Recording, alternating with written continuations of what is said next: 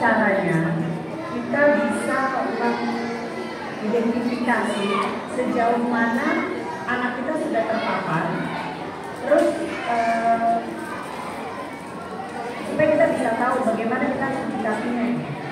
Gimana sih kita bisa tahu, karena kan terkadang kalau saya kebetulan saya bekerja, nggak bisa setiap hari ada di rumah, mungkin kalaupun kita komunikasi, tapi mungkin terkadang ada hal-hal yang dia tidak ceritakan, yang dia tidak tahu, kita tidak tahu, atau segala macam. Bisa nggak sih kita bisa lihat sebenarnya anak ini pribadinya seperti apa, dan bagaimana kita bisa mengambil sikap untuk mendekati si anak ini.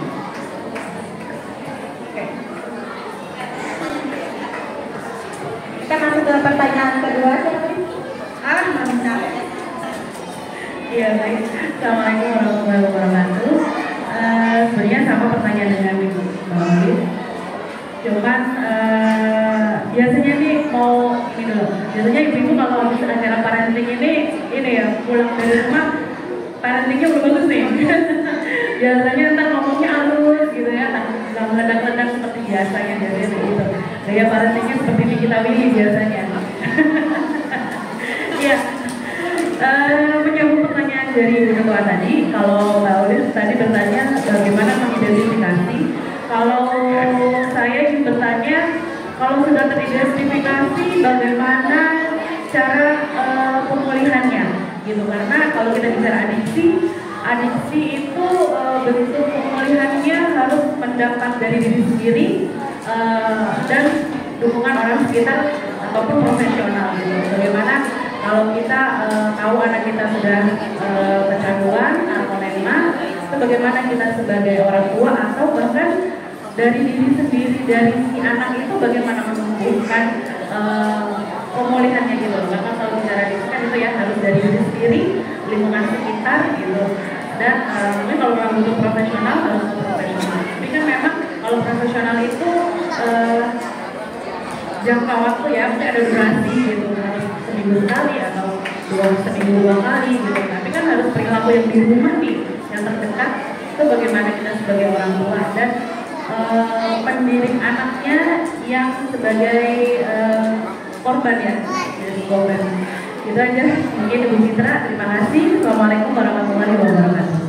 Citra ya, pertanyaan pertama, bagaimana cara mengidentifikasi sejauh mana anak sudah terpapar dan cara mengidentifikasinya? Silakan Citra.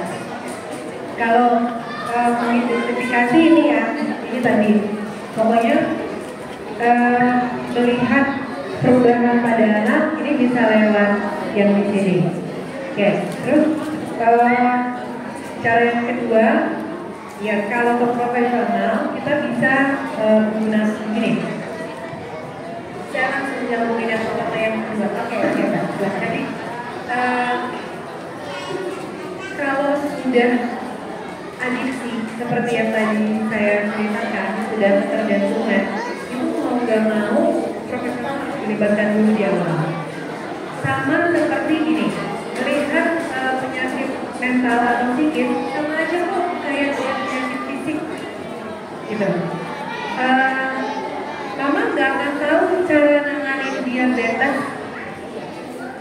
Oke, seminar diabetes harus gini. Tapi setiap individu yang kena diabetes kan itu patologinya nggak selalu sama. Paling enggak harus datang dulu ke profesional buat digali ini apa akar penyebabnya. Nanti orang tuanya juga akan diedukasi. Ini kalau sudah adiksi.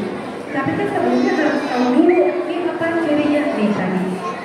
Ada perubahan nih, kalau ada perubahan seperti ini harus aware sama anak. Setelahnya bisa dengan bantuan profesional untuk mengenali kepribadian anak. Ini kayaknya anak saya berubah.